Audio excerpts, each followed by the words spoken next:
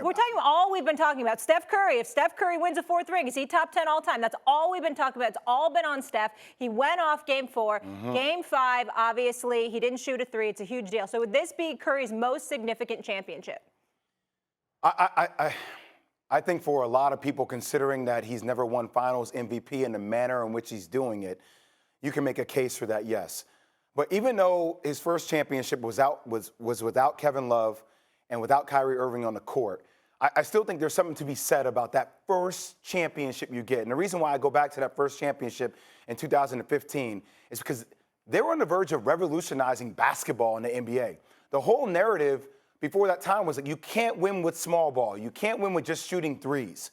And my thing is, we're never even having this conversation about Steph Curry entering the top 10 greatest of all time unless he wins that first chip. Because if he wins only 2 chips with Kevin Durant, then people are using that to diminish his greatness to begin with, right? So I understand there's always going to be something. You know, I've heard another narrative being floated out there about, well, the Golden State Warriors are paying for it again because they're over the luxury tax and they get, you know, Andrew Wiggins. Look at the court. Like, there's always seems to be something. And I think this cements it for him.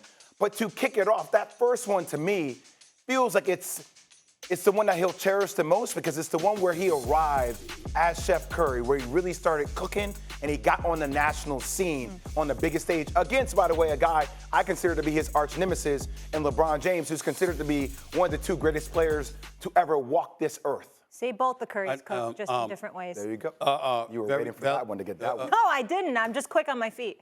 Go ahead, Stephen A. Y'all ready? Y'all fit? Y'all good? Okay. Yeah. Very eloquent delivery on your part. You're wrong. It is not going to be the most significant. If Steph Curry wins the championship now, at age 34, performing the way that he has performed in these NBA Finals, omitting Game 5, the way that he has performed in this NBA Finals series, the way he has led this team in these NBA Finals, because if we're being truly honest, Boston was supposed to be a bad matchup for Golden State. It isn't because Steph Curry is Steph Curry. And to be 34 years of age, to be playing the way that he has been playing, you just can't say enough about that. And there is no question in any of our minds.